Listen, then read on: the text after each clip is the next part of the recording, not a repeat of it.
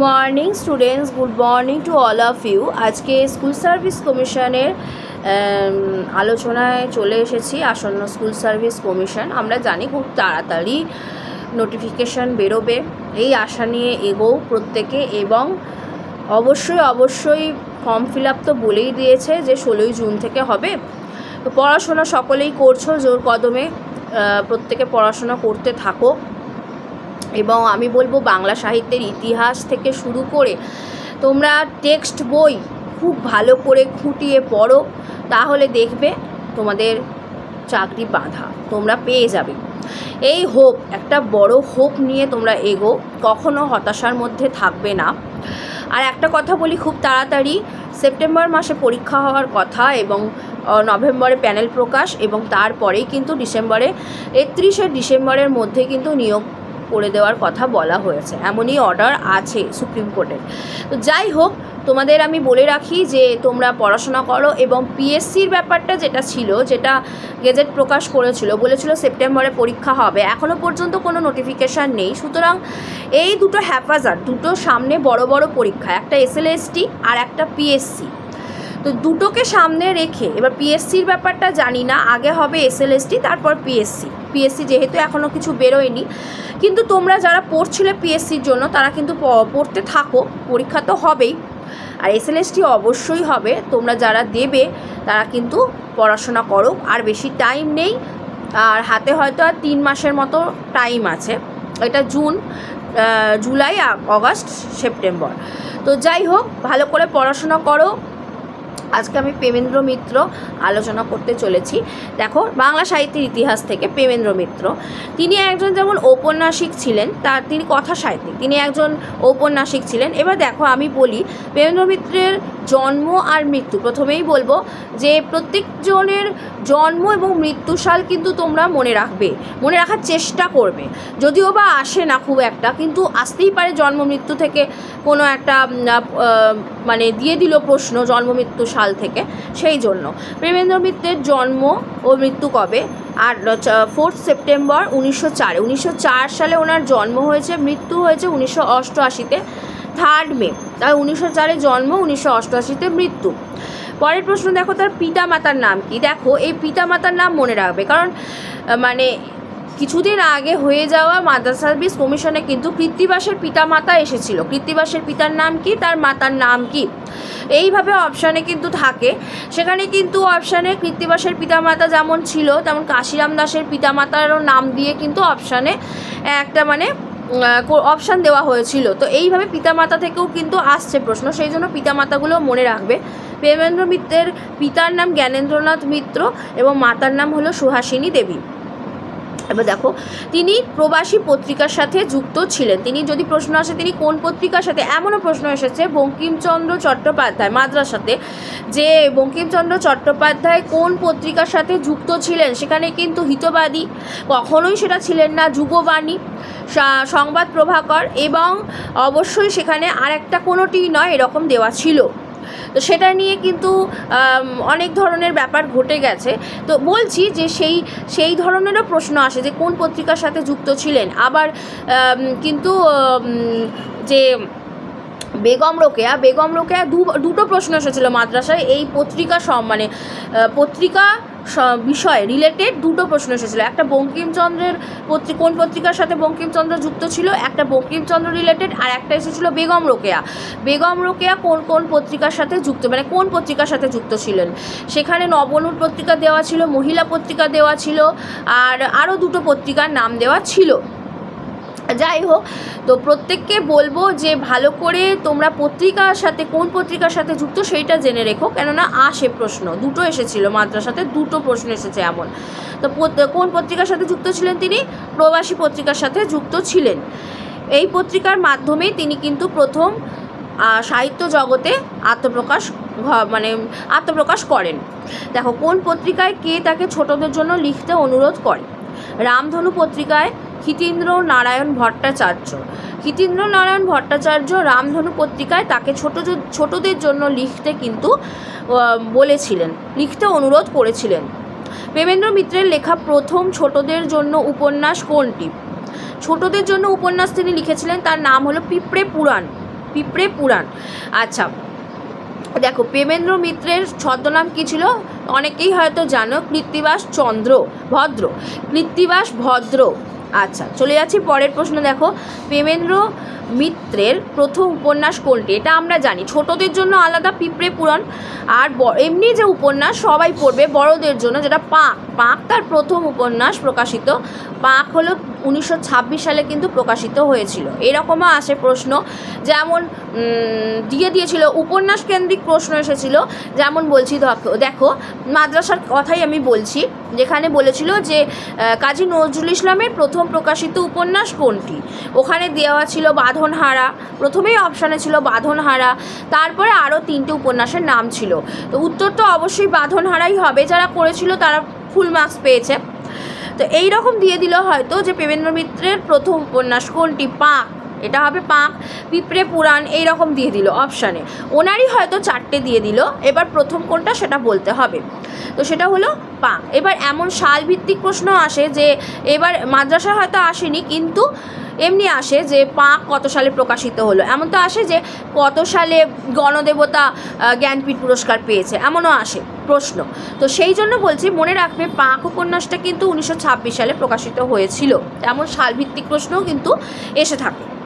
কত বছর বয়সে প্রেমেন্দ্র মিত্র প্রথম উপন্যাস রচনা করেন? 22 বছর বয়সে। জেনে রাখা ভালো। প্রেমেন্দ্র মিত্রের দ্বিতীয় উপন্যাস কোনটি? এটি কবে প্রকাশিত হয়? মিছিল। দ্বিতীয় উপন্যাসের নাম হলো মিছিল। হয়তো এমন দিল না, দ্বিতীয় উপন্যাস দিতেও পারে, দ্বিতীয় উপন্যাস তাই মনে রাখতে হবে। এই কোনগুলো উপন্যাস, প্রথম উপন্যাস প্রকাশিত কোনটা, পাঁক, মিছিল, এইভাবে অপশানে দিয়ে দিল। দ্বিতীয় উপন্যাস কোনটা, সেখানেও এইরকম অপশান দিল, পাঁক, মিছিল, আরও পিঁপড়ে পুরাণ বা কোনোটিই নয়, এমন দিল। তো দ্বিতীয় উপন্যাস হবে 1928 সালে প্রকাশিত হয়েছিল মিছিল। পাঁক উপন্যাসটি কোন পত্রিকায় প্রকাশিত হয়েছিল? পাঁক উপন্যাসটি কিন্তু সংহতি পত্রিকায় প্রকাশিত হয়েছিল। পাঁক উপন্যাসটির দ্বিতীয় পর্ব কোন পত্রিকায় প্রকাশিত হয়েছিল? পাঁক উপন্যাসের 2টো পর্ব ছিল, প্রথম পর্ব আর দ্বিতীয় পর্ব। দ্বিতীয় পর্বটা হয়েছিল কালিকলম পত্রিকায়। আগে দেখলাম যে উপন্যাসের প্রথম যে প্রথম পর্ব কিন্তু সংহতি পত্রিকায়, আর দ্বিতীয় পর্ব কিন্তু কালিকলম পত্রিকায় প্রকাশিত হয়েছিল। পাঁক উপন্যাসটির উল্লেখযোগ্য চরিত্রগুলোর নাম কী কী? এই যে উপন্যাসটা এত জনপ্রিয়, প্রথম উপন্যাস, সেটা তো তার চরিত্রগুলো মনে রাখতে হবে, কারণ চরিত্রভিত্তিক প্রশ্ন কিন্তু এসে থাকে, চরিত্রভিত্তিক প্রশ্ন এসে থাকে। যেমন আমি বলছি, মাদ্রাসাতে কিন্তু আমি যেহেতু আগে এত বছরে কোনো SLST পরীক্ষা নেই, এত বছরে কোনো রকম কোনো টিচারের পরীক্ষা হয়নি সাবজেক্টের, মানে বাংলার টিচারের কোনো পরীক্ষা, বাংলার টিচারের কথা বলছি না, সব টিচারের কথাই বলছি, মানে কোনো SLST হয়নি। তো আমি বাংলা সাবজেক্টের কথা বলবো। কিছুদিন আগে শুধু মাদ্রাসা হয়েছিল, অনেকে হয়তো দিয়েছিলেন, তাই তো? তার মাঝে এই 10 বছরে কোনো পরীক্ষা তেমন হয়নি, মাদ্রাসাটা গেছে। তো সেই মাদ্রাসাটাকে কেন্দ্র করেই, মানে ভিত্তি করে আমি বলছি যে চরিত্রভিত্তিক প্রশ্ন কিন্তু এসে থাকে। তো তোমরা উপন্যাস, যেহেতু প্রথম উপন্যাস প্রেমেন্দ্র মিত্রের, সেই জন্য কিন্তু অবশ্যই তোমরা উপন্যাসের চরিত্র কী কী আছে সেটা জেনে রাখবে। যেমন দেখো, কালাচাঁদ, পাঁক উপন্যাসে কালাচাঁদ, পাঁচি, নেতা, তিনকড়ি, মুচি, আহ্লাদি, এই যে চরিত্রগুলো, এই চরিত্রগুলো ভেরি ভেরি ইম্পর্ট্যান্ট। যদি এমনও দিতে পারে তিনকড়ি কোন উপন্যাসের চরিত্র, উত্তর হবে দিয়ে দিল অপশানে পাঁক, মিছিল, পিঁপড়ে পুরাণ, তারই হয়তো বা এমনও অন্য কোনো দিয়ে দিল গণদেবতা, তারাশঙ্করের কোনো একটা উপন্যাসকে তুলে দিল নামটা, যেটা কিন্তু তারাশঙ্করের উপন্যাসের চরিত্র কখনোই হবে না। জানতে হবে যে কার কোনটা উপন্যাস, তবে তো সেটা মনে থাকবে, এবং কোন উপন্যাসের চরিত্র। উত্তর হবে অবশ্যই পাঁক। পাঁকে হবে কালাচাঁদ, পাঁচি, নেত্য, তিনকড়ি, মুচি, আহ্লাদি, এরা। আচ্ছা, মিছিল উপন্যাসটি কোন পত্রিকায় প্রকাশিত হয়েছিল? কল্লোল পত্রিকায় প্রকাশিত হয়েছিল মিছিল উপন্যাস, কল্লোল পত্রিকায়। ইনি কিন্তু কল্লোল যুগের একজন সাহিত্যিক ছিলেন। প্রেমেন্দ্র মিত্র এবং বুদ্ধদেব বসু, এনারা কিন্তু সমসাময়িক। আমাদের দেখবে সিলেবাসে বুদ্ধদেব বসু, প্রেমেন্দ্র মিত্র, এনারা বিষ্ণু দে, এনারা কিন্তু পরপর আছেন। হ্যাঁ, তো সেক্ষেত্রে মিছিল উপন্যাস কল্লোল পত্রিকায় প্রকাশিত হয়েছিল। মিছিল উপন্যাসের চরিত্রগুলির নাম কি? যেহেতু দ্বিতীয় উপন্যাস, এটাও মনে রাখতে হবে। শচীন, রবিন, বিনয়, শরৎ। শচীন, রবিন, বিনয়, শরৎ, এরা কিন্তু মিছিল উপন্যাসের চরিত্র। শোভনও আছে। আচ্ছা, আগামীকাল উপন্যাসটি কোন পত্রিকায় প্রকাশিত হয়? আগামীকাল কিন্তু কল্লোল পত্রিকায় প্রকাশিত হয়েছিল, যেটা 1930 সালে প্রকাশিত হয়েছিল। এটা কুয়াশা উপন্যাসটি কার রচনা? এমন এলো হয়তো, কুয়াশা উপন্যাসটি কার রচনা? অবশ্যই সেটা কিন্তু প্রেমেন্দ্র মিত্রের রচনা কুয়াশা, যেটা 1931 সালে প্রকাশিত হয়েছিল। কুয়াশা উপন্যাস 1931 সালে। দেখো, উপনয়ন উপন্যাস দিয়ে দিল হয়তো, কুয়াশাটা খুব আসে, কুয়াশা উপনয়নও আসতে পারে। উপনয়নও কিন্তু প্রেমেন্দ্র মিত্রের রচনা, রচিত একটি উপন্যাস, যেটা 1933 সালে প্রকাশিত হয়েছিল। দেখো, বিনু, শিশু বিনু কোন উপন্যাসের চরিত্র? সেটা কিন্তু শিশু বিনু, উপনয়ন উপন্যাসের অন্যতম একটি চরিত্র হলো শিশু বিনু। ছায়াতরণ কবে প্রকাশিত হয়েছিল? এই ছায়াতরণও ওনারই রচিত একটি উপন্যাস। ছায়াতরণ 1941 প্রকাশিত হয়েছিল। দেখো, আহুতি কবে প্রকাশিত হয়? আহুতি কাব্যগ্রন্থ, আহুতি সেটাও কিন্তু ওনার কাব্যগ্রন্থ তো অনেক আছে। এবার আহুতি প্রকাশিত হচ্ছে তোমার 1948 সালে আহুতি প্রকাশ পাচ্ছে, সেটাও কিন্তু প্রেমেন্দ্র মিত্রের। মৌসুমী উপন্যাসটি কবে প্রকাশিত হয়েছে? 1958 সালে। ডাকিনীর চর কবে প্রকাশিত হয়েছে? 1958 সালে। প্রেমেন্দ্র মিত্রের ইতিহাস ও ভূগোল চেতনার প্রতিফলন ঘটেছে কোন উপন্যাসে? এমন দেখো, বিষয়বস্তু ভিত্তিক কিন্তু প্রশ্ন এসে থাকে। আমরা যখন দেখছি রবীন্দ্রনাথের রাজশ্রী উপন্যাস, বউ ঠাকুরানীর হাট, প্রত্যেকটা উপন্যাসের একটা কিন্তু বিষয়কে কেন্দ্র করে বিষয়গুলো একটুখানি আমাদের জানতে হচ্ছে, জেনে রাখতে হচ্ছে।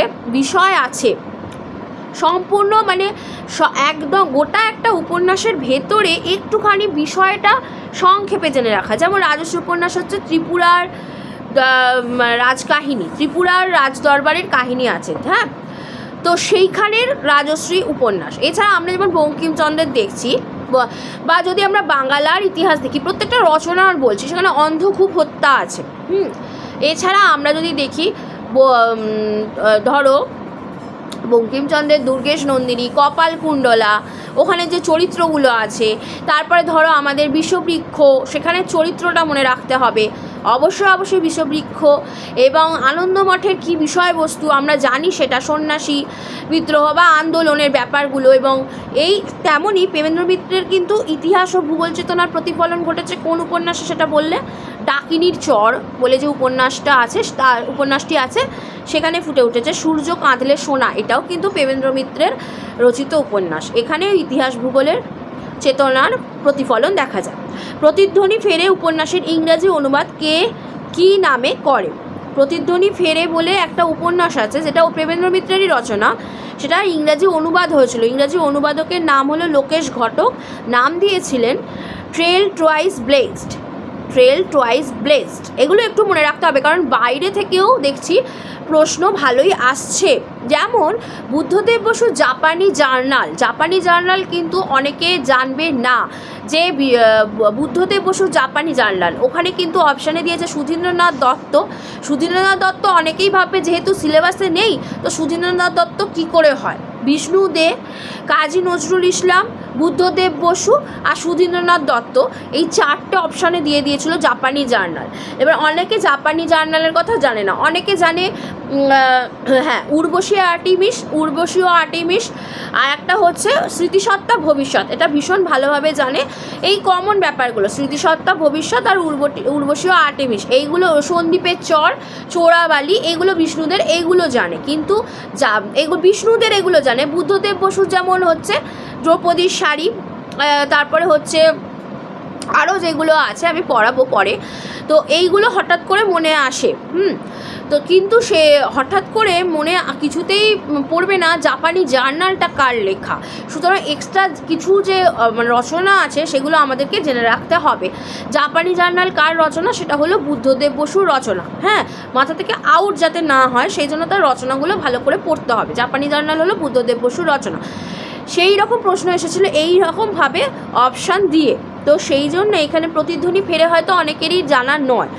দূরবসন্ত কবে প্রকাশিত? এটাও প্রেমেন্দ্র মিত্রের, এটাও একটা রচনা। এটা দূরবসন্ত কার রচনা? হয়তো দিয়ে দিল প্রেমেন্দ্র মিত্র, বিষ্ণু দে, তারপরে দিয়ে দিল ওই রকম বাইরে থেকে সুধীন্দ্রনাথ দত্ত বা অমিয় চক্রবর্তী, এবং দিয়ে দিল যে বুদ্ধদেব বসু, এরকম কোনো একটা অপশানে দিয়ে দিল। তখন কিন্তু হবে দূরবসন্ত প্রেমেন্দ্র মিত্রের রচনা, যেটা 1962 সালে প্রকাশিত হয়েছিল। তারপর আছে মনুর দ্বাদশ কবে প্রকাশিত হয়? 1964 সালে, একই রকম। এলো চেতনা কবে প্রকাশিত হয়? 1965-তে। বহ্নির আসর কবে প্রকাশিত হয়? 1965। এইগুলো দেখো অনেকটাই অনেকের অজানা। অমলতাস প্রকাশিত হয়, ওনারই কিন্তু অমলতাস, এটা হয়তো অনেকে জানতে পারে, প্রেমেন্দ্র মিত্রের অমলতাস, যেটা 1966 সালে প্রকাশ পেয়েছিল। জড়ানো মালা 1966তেই প্রকাশিত হয়েছিল। হৃদয় দিয়ে গড়া, এটাও কিন্তু প্রেমেন্দ্র মিত্রের, যেমন সাগর থেকে ফেরা তেমন হৃদয় দিয়ে গড়া। এই ছন্দে ছন্দে মিলিয়ে অনেকে মনে রাখতে চায়, যেমন রবীন্দ্রনাথের যে 13টা উপন্যাস আছে বা বঙ্কিমচন্দ্রের যে 14টা উপন্যাস আছে, সেগুলো ছন্দে ছন্দে মিলিয়ে অনেকে মনে রাখতে চায়। বা রবীন্দ্রনাথের যে কবিতা বা কাব্যগ্রন্থগুলো পুনশ্চ থেকে শুরু করে যেগুলো একদম শেষ যাচ্ছে, যেটা একদম শেষ পর্যন্ত, সেই গীতাঞ্জলি পর্ব, তারপরেও যে পর্ব আছে, সেই 4টে পর্ব যেভাবে মনে রাখতে চায়, সেই রকম হয়তো ছন্দে ছন্দে মিলিয়েও অনেকে মনে রাখতে পারে। তো সেইভাবে মনে থাকতেও পারে, যেমন হৃদয় দিয়ে গড়া হচ্ছে সাগর থেকে ফেরা, হৃদয় দিয়ে গড়া। হৃদয় দিয়ে গড়া হচ্ছে প্রেমেন্দ্র মিত্রের 1967তে প্রকাশ পাচ্ছে। দিকবলয় কিন্তু রচনা করেছেন প্রেমেন্দ্র মিত্র, যেটা 1967তে প্রকাশ পাচ্ছে। সূর্য কাঁদলে সোনা, এটাও 1969-এ অমৃত বাজার পত্রিকায় প্রকাশ পেয়েছিল। জেগে থাকে প্রেম, এটাও ওনারই রচনা, 1969-এ। যিনি বিধাতা কবে প্রকাশিত হয়েছে? 1970-এ। দ্বিতীয় জীবন 1972-এ। বাঁকা লেখা প্রকাশিত হচ্ছে 1333 বঙ্গাব্দে। এবার দেখো, বাঁকা লেখা হচ্ছে ওনার কি জাতীয় রচনা যদি থাকে, এই কি জাতীয় রচনা, এটাও কিন্তু এসেছিল। বলে রাখি, বেগম রোকেয়ার একটা, মাদ্রাসার কথাই বলছি, বেগম রোকেয়ার একটা প্রশ্ন এসেছিল যে বেগম রোকেয়া থেকে মতিচুর কী জাতীয় রচনা? প্রবন্ধ, ছোট গল্প, কবিতা, না কাব্যগ্রন্থ, না কোনোটিই নয়। তো যারা প্রবন্ধ করেছে তারা একদম ঠিক, অনেকের হবে গল্পগ্রন্থ, এমন এসেছিল প্রবন্ধ গ্রন্থ, গল্পগ্রন্থ নাকি কাব্যগ্রন্থ, লাস্টের অপশান ছিল কোনোটিই নয়। তো এই মতিচুরটা জানতে হবে, সেটা হচ্ছে একটা প্রবন্ধ গ্রন্থ। সুতরাং কখনোই কিন্তু যারা জানবে কখনোই ভুল হওয়ার নয়। অনেকে গল্পগ্রন্থ বলে ভুল করবে, কিন্তু সেটা কিন্তু একটা প্রবন্ধ গ্রন্থ। সেই রকমই দিয়ে দিল যে বাঁকা লেখা কী জাতীয় রচনা? উপন্যাস, কাব্যগ্রন্থ, নাকি কোনো গল্পগ্রন্থ, নাকি কোনোটিই নয়? উত্তর হবে বাঁকা লেখা উপন্যাস। যেটা বাঁকা লেখা উপন্যাসটি কার সাথে যুগ্মভাবে তিনি রচনা করেছিলেন? একটাই যুগলবন্দিতে তিনি রচনা করেছেন, সেটা হচ্ছে অচিন্ত্য কুমার সেনগুপ্ত। অচিন্ত্য কুমার সেনগুপ্তের সাথে তিনি এই বাঁকা লেখা উপন্যাসটি রচনা করেছিলেন। বিসর্পিল কার রচনা? প্রেমেন্দ্র মিত্রের, যেটা 1934 সালে প্রকাশিত হয়েছিল। বিসর্পিল উপন্যাসটিও যুগ্মভাবে তিনি রচনা করেছেন। যুগ্মভাবে বিসর্পিল এবং বাঁকা লেখা লিখেছেন। বিসর্পিল অচিন্ত্য কুমার সেনগুপ্ত এবং তার সাথে বুদ্ধদেব বসু ছিলেন। এই অচিন্ত্য কুমার সেনগুপ্ত, বুদ্ধদেব বসু, প্রেমেন্দ্র মিত্র, এই যে একটা সময় ছিল, কল্লোল যুগ বলা হয়ে থাকে, সেই যুগটা কল্লোলের সময়, কল্লোল পত্রিকায় তারা লিখছে, সেই সময় দারুণভাবে রবীন্দ্রনাথ সম্পর্কে সমালোচনা উঠছে, রবীন্দ্রনাথের সমালোচনা নিয়ে হচ্ছে, এবং তাদের একটা আলাদা পত্রিকা, যেটা রবীন্দ্রনাথ লিখতেন না, তাদের একটা আলাদাই পত্রিকা ছিল, সেটা হলো কল্লোল পত্রিকা। এবং সেই কল্লোল যুগ বলা হয়ে থাকে, সেই সময়ের ওই সমসাময়িক কবিরা হচ্ছেন, এটা বিখ্যাত একটা সময় হয়ে আছে বাংলা সাহিত্যের ইতিহাসের ঐতিহাসিক প্রেক্ষাপট কল্লোল যুগ। সেই কল্লোল পত্রিকায় লিখছেন অচিন্ত্য কুমার সেনগুপ্ত, বুদ্ধদেব বসু, প্রেমেন্দ্র মিত্র। সেই সময় তারা যুগলবন্দিতে আছেন, মানে সব একত্রে লিখছেন, যুগলবন্দি তো দুজন মিলে একত্রে লিখছেন, যেমন অচিন্ত্য কুমার সেনগুপ্ত, বুদ্ধদেব বসু, প্রেমেন্দ্র মিত্র মিলে বিসর্পিল উপন্যাসটি রচনা করেছিলেন। বনশ্রী উপন্যাসও প্রেমেন্দ্র মিত্রের, 1934 সালে। তার লেখায় কোন কোন বিষয়গুলি ফুটে উঠেছিল? নগর জীবনের ধোঁয়াশা, অনিবার্য ব্যর্থতা, অভিমানের পরাভব, জীবনের বিশেষ অনিবার্যতা, এইগুলো। বনশ্রী উপন্যাসটাও কিন্তু যুগ্মভাবে রচনা করেছেন, মানে অচিন্ত্য কুমার সেনগুপ্ত এবং বুদ্ধদেব বসু, এনারাই ছিলেন। পিঁপড়ে পুরাণ উপন্যাসটির পূর্ব নাম, এটা মনে রাখবে, সেকালের কথা। কয়েকটি কিশোর উপন্যাসের নাম, কিশোর উপন্যাস লিখেছেন পিঁপড়ের পুরাণ, এছাড়া হিমালয়ের চূড়ায়, পাতালে 5 বছর, শয়তানের দ্বীপ, কুহকের দেশে, এইগুলো। মামাবাবু চরিত্রটি কুহকের দেশে উপন্যাসের চরিত্র। কুহকের দেশে উপন্যাসটি প্রকাশিত হয়েছিল মৌচাক পত্রিকায়। মৌচাক পত্রিকাতে কিন্তু ওনার লেখা প্রকাশিত হয়েছে। কবে কোন উপন্যাসের জন্য শিশু সাহিত্য রাষ্ট্রীয় পুরস্কার লাভ করেছিলেন? তিনি ঘনাদা সিরিজ। প্রেমেন্দ্র মিত্রের ঘনাদা সিরিজ কার? যদি বলে ঘনাদা চরিত্র কার, তাহলে সমরেশ বসু দিয়ে দিল, প্রেমেন্দ্র মিত্র দিয়ে দিল, সুনীল গঙ্গোপাধ্যায় দিয়ে দিল, কোনোটিই নয়। আমাদের মনে রাখতে হবে ঘনাদা অবশ্যই অবশ্যই কিন্তু প্রেমেন্দ্র মিত্রের। টেনিদা কিন্তু আমাদের অবশ্যই নারায়ণ গঙ্গোপাধ্যায়ের। টেনিদা নারায়ণ গঙ্গোপাধ্যায়, ঘনাদা প্রেমেন্দ্র মিত্র, কাকাবাবু হচ্ছে আমাদের বা রিজুদা হচ্ছে আমাদের সুনীল গঙ্গোপাধ্যায়, সমরেশ বসুর হচ্ছে গোগল চরিত্র।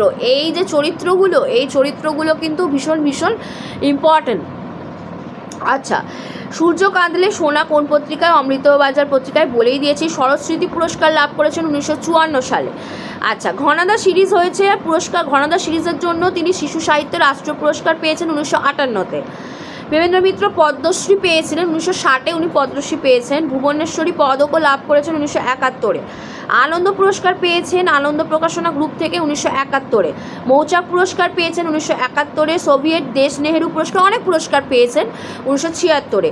বঙ্গীয় সাহিত্য পরিষদ থেকে হরনাথ ঘোষ পদক পাচ্ছেন 1980-তে।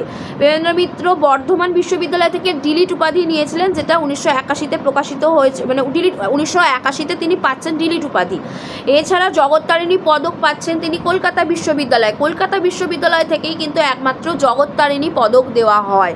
এটাও কিন্তু জানবার বিষয় যে জগত্তারিণী পদক পেয়েছেন কলকাতা বিশ্ববিদ্যালয় থেকে 1982 সালে।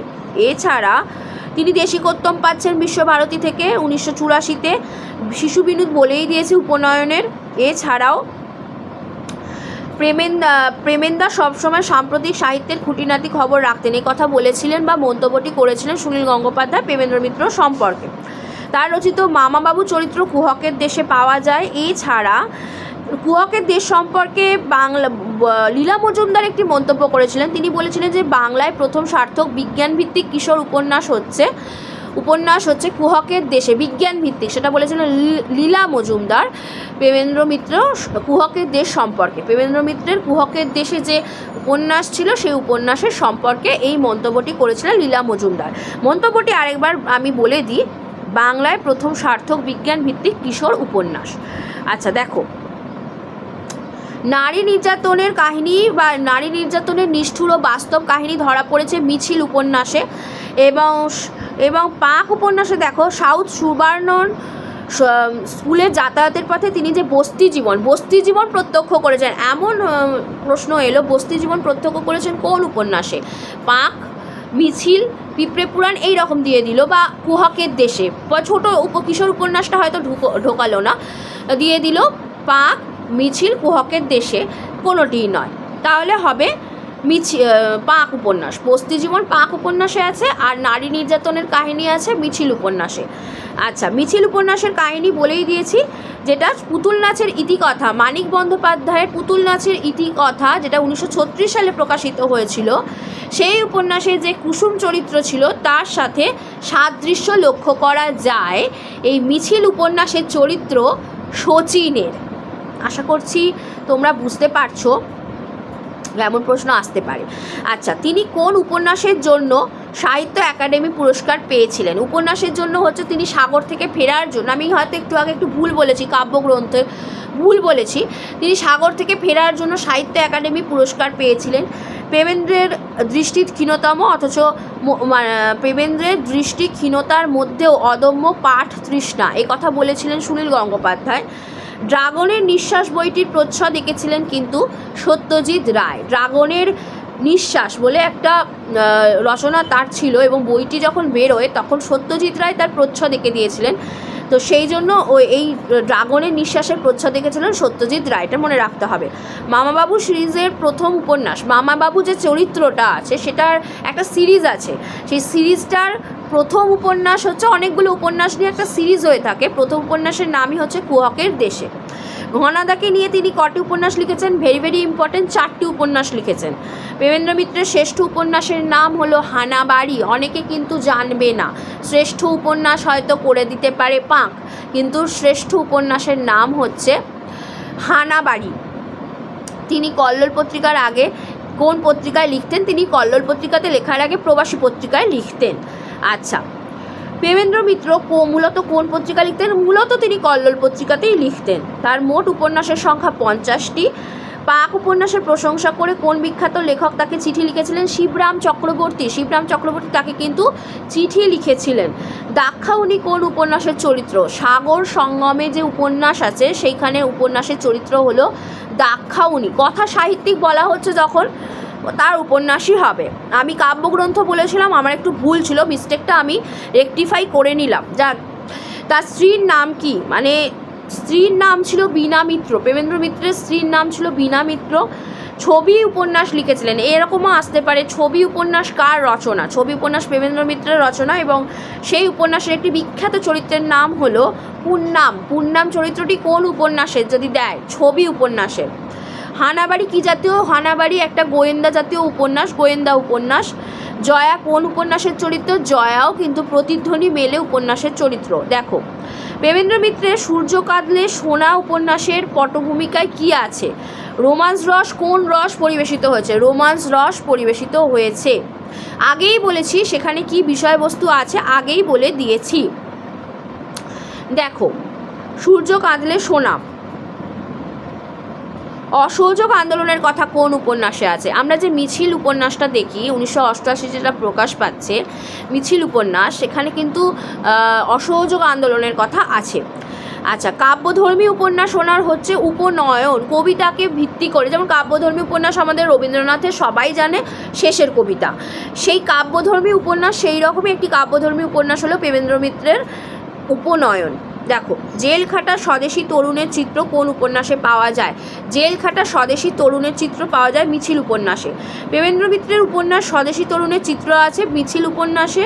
প্রেমেন্দ্র মিত্রের দরিদ্র জীবনের, বাস্তব জীবনের যে গ্লানি, ক্লেদাক্ত রূপ বা নারী নির্যাতন, এই সমস্ত ফুটে উঠেছে তার পাক উপন্যাসে। এছাড়া তার মর্মভেদী বিশ্লেষক বলেছেন প্রেমেন্দ্র মিত্রকে, বলেছিলেন অরুণ কুমার মুখোপাধ্যায়। এবং দেখো, যতটা আমি পেয়েছি, আমি যতটা সংগ্রহ করতে পেরেছি আমি পরিবেশন করলাম। প্রেমেন্দ্র মিত্র আবেগের শিল্পী নন, মননের শিল্পী, মন্তব্যটি করেছেন অরুণ কুমার মুখোপাধ্যায়। মুচি শ্রেণীর কথা আছে তার পাক উপন্যাসে, যত অন্তজ শ্রেণী পাক উপন্যাসে পাওয়া যায়, সেই জন্যই সেখানে বাস্তব চিত্র ফুটে উঠছে, সেই জন্যই সেখানে দরিদ্রতা ফুটে উঠছে, সমস্ত রকম নির্যাতনকে ফুটিয়ে তোলা হয়েছে, ফুটিয়ে তুলেছিলেন তিনি। বাস্তব জীবনের গ্লানি, দিন যাপনের গ্লানি, ক্লেদাক্ত রূপ ফুটিয়ে তুলেছিলেন। তিনি কোন কোন চলচ্চিত্র পরিচালনা করেন? সমাধান, বিদেশিনী, পথ বেঁধে দিল, হিন্দিতে রাজলক্ষ্মী, নতুন খবর, কালো ছাওয়া, কুয়াশা, সেতু। এই কুয়াশার কিন্তু চলচ্চিত্র নির্মাণিত হয়েছিল, সেতু উপন্যাসেরও হয়েছিল। বিদ্যাসাগর পুরস্কার কবে পেয়েছেন? উনি কিন্তু বিদ্যাসাগর পুরস্কার পেয়েছিলেন 1984 সালে। তাহলে পথ বেঁধে দিল, এটাও কিন্তু চলচ্চিত্রায়িত হয়েছিল। বিদেশিনী, সমাধান, হিন্দিতে রাজলক্ষ্মী, নতুন খবর, কালো ছাওয়া, এগুলো সব মনে রাখতে হবে। কুয়াশা আর সেতু। আচ্ছা, এরপর পাতালে 5 বছর কী জাতীয় রচনা? পাতালে 5 বছর হচ্ছে কল্প বিজ্ঞান জাতীয় রচনা। এছাড়া বন্ধুর প্রেমে আনন্দ পাই, নারীর মুখে আনন্দ নেই, কে কাকে বলেছে? প্রেমেন্দ্র মিত্র অচিন্ত্য কুমার সেনগুপ্তকে এই কথা বলেছিলেন। এছাড়া কথাশিল্পী প্রেমেন্দ্রের প্রণালী সম্পূর্ণ ভিন্ন প্রকৃতির, কাব্যের আতিশয্য বিষয়ে তিনি অচিন্ত্য বুদ্ধদেব হইতে সম্পূর্ণ বিপরীত ধর্মী, কল্পনাবিলাস বা কাব্যচর্চার লেশ মাত্র বাষ্প তাহার উপন্যাসে নাই। মন্তব্যটি কার? মন্তব্যটি ছিল শ্রীকুমার বন্দ্যোপাধ্যায়ের। যে কালভূমিতে প্রেমেন্দ্র মিত্রের বিকাশ, তার কবিমানস ও জীবন প্রতীতির অনিশ্চয়তা, সেই ভূমিরই শস্য, ভুল বললাম একটু, আরেকবার আমি রিপিট করে দিই। যে কালভূমিতে প্রেমেন্দ্র মিত্রের বিকাশ, তার কবিমানস ও জীবন প্রতীতির অনিশ্চয়তা, সেই ভূমিরই শস্য। কে কোথায় এমন মন্তব্য করেছিলেন? নারায়ণ গঙ্গোপাধ্যায় তার বাংলা গল্প বিচিত্রায় প্রেমেন্দ্র মিত্র সম্পর্কে এমন মন্তব্য করেছিলেন। আচ্ছা, প্রেমেন্দ্র মিত্র ভালো লাগে না, সত্যি ভালো লাগে না, কাকে চিঠিতে লিখেছিলেন? একথা বন্ধু অচিন্ত্য কুমার সেনগুপ্তকে। এইগুলো অত না মনে রাখলেও চলবে, কে কাকে বলেছিল বা কার সম্পর্কে কে কী মন্তব্য করেছিল, এইগুলো এত না মনে রাখলেও চলবে। শুধুমাত্র উপন্যাসগুলো, কি পুরস্কার, কত সালে প্রকাশিত হয়েছিল, কত মানে কোনটা প্রথম কোনটা দ্বিতীয়, কতগুলোর পর্ব আছে, এইগুলো মনে রাখতে হবে। তিনি কোথায় জন্মগ্রহণ করেছিলেন? কাশীতে জন্মগ্রহণ। পিতা মাতা, জন্মসাল, মৃত্যুসাল, জায়গার নাম, কোথায় জন্মগ্রহণ করেছেন, এগুলো মনে রাখতে হবে। প্রেমেন্দ্র মিত্র নিছক রূপকার নন, মর্মভেদী বিশ্লেষক। প্রেমেন্দ্র মিত্র নিছক রূপকার নন, মর্মভেদী বিশ্লেষক। মন্তব্যটি করেছিলেন অরুণ কুমার মুখোপাধ্যায়। প্রেমেন্দ্র মিত্র কোন উপন্যাসের চিত্রনাট্য রূপ দিয়েছিলেন? নিজেই চিত্রনাট্য রূপ দিয়েছিলেন। তার শ্রেষ্ঠ উপন্যাস হানাবাড়ির চিত্রনাট্য রূপ দিয়েছিলেন। মামাবাবু সিরিজের শেষ উপন্যাস কোনগুলি? পরচুলা সাহেব ও মামাবাবু। কালো ছায়া কী ধরনের উপন্যাস? গোয়েন্দা কেন্দ্রিক উপন্যাস। তিনি কোন ভাবধারার লেখক ছিলেন? তিনি কল্লোলীয় ভাবধারার লেখক ছিলেন। যেহেতু কল্লোল যুগ, কল্লোল যুগের কল্লোল সাহিত্যের বা কল্লোল পত্রিকার লেখক ছিলেন, তাই কল্লোলীয় ভাবধারার লেখক বলা হয়ে থাকে তাকে। শুধুমাত্র তাকে না, যারা যারা লিখতেন প্রত্যেককেই বলা হয়ে থাকে। কথাশিল্পী প্রেমেন্দ্র মিত্রের প্রণালী সম্পূর্ণ ভিন্ন প্রকৃতির। বক্তা কে? বক্তা শ্রীকুমার বন্দ্যোপাধ্যায়। বক্তা হলেন শ্রীকুমার বন্দ্যোপাধ্যায়। কোন উপন্যাসটি পুরাণ নির্ভর? তার মনুদ্বাদশ, এটা হলো তার পুরাণ নির্ভর একটি উপন্যাস। কোন উপন্যাসে প্রথম বিশ্বযুদ্ধোত্তর নগর কলকাতার কদর্য ছবি ফুটে উঠেছে? উত্তর হবে প্রথম বিশ্বযুদ্ধোত্তর নগর কলকাতার ছবি ফুটে উঠেছে তার আগামীকাল উপন্যাসে। শ্রীকান্ত সরকার শশী শেখর কোন উপন্যাসের চরিত্র? হানাবাড়ি উপন্যাসের চরিত্র। আর ঘনাদাকে নিয়ে তিনি উপন্যাস লিখছেন 4টে। এছাড়া দরিদ্র গৃহস্থ বস্তিবাসীর হীন ও কুৎসিত সংসার যাত্রা চিত্রাবলী সুকুমার সেন কোন উপন্যাসের সম্পর্কে এই মন্তব্য করেছেন? হ্যাঁ, সুকুমার সেন তার উপন্যাস সুকুমার সেন এই মন্তব্যটি করেছিলেন, উপন্যাস সম্পর্কেই করেছিলেন। এই দরিদ্র পাক উপন্যাসেই তো দরিদ্র জীবন বস্তিবাসী ফুটে উঠেছে। তো সুকুমার সেন বলেছেন দরিদ্র গৃহস্থ ও বস্তিবাসীর হীন ও কুৎসিত সংসার যাত্রা চিত্রাবলী। আগামীকাল উপন্যাসটি তিনি উৎসর্গ করেছিলেন শ্রী জ্ঞান মুখোপাধ্যায়কে। প্রেমেন্দ্র মিত্রের কোন উপন্যাস পড়লে আমাদের গ্যালিভার্স ট্রাভেলসের কথা মনে পড়ে যায়? পাতালে 5 বছর। পাতালে 5 বছর পড়লে গ্যালিভার্স ট্রাভেলসের কথা মনে পড়ে যায়। মামাবাবু সিরিজের প্রথম উপন্যাস তো প্রত্যেককেই বললাম, কুহকের দেশে। এছাড়া মামাবাবু সিরিজের দ্বিতীয় উপন্যাসের নাম হচ্ছে ড্রাগনের নিঃশ্বাস, যেটার প্রচ্ছদ অঙ্কন করেছিলেন একটু আগেই বললাম সত্যজিৎ রায়। আর মামাবাবু ফিরলেনের স্থান পেয়েছে কোন 3টি উপন্যাস? মামাবাবুর প্রতিদান, আবার সেই মেয়েটি এবং অতলের গুপ্তধন। বিদেশি ফিকশন গল্পের নায়কের ছায়া তিনি কোন চরিত্র নির্মাণ করেছেন? ঘনশ্যাম দাস ওরফে ঘনাদা। শুক্রে যারা গিয়েছিল উপন্যাসের পূর্ব নাম পৃথিবী ছাড়িয়ে এই উপন্যাস। এছাড়াও তার প্রেমেন্দ্র মিত্রের এমন একটি উপন্যাসের নাম করো যা সমুদ্র যাত্রার কথা বর্ণিত আছে। পাতালে 5 বছর। প্রেমেন্দ্র মিত্রের কোন উপন্যাসে জেলখাটা স্বদেশী তরুণের চিত্র ফুটে উঠেছে? উত্তর হবে মিছিল। জেলখাটা স্বদেশী তরুণের চিত্র ফুটে উঠেছে মিছিল উপন্যাসে। কুয়াশা উপন্যাসটি কোন পত্রিকায় প্রকাশিত হয়েছিল? পত্রিকার নাম হবে প্রবর্তকে প্রকাশিত হয়েছিল। তিনি কার সহায়তায় কালিকলম পত্রিকা সম্পাদনা করেছিলেন?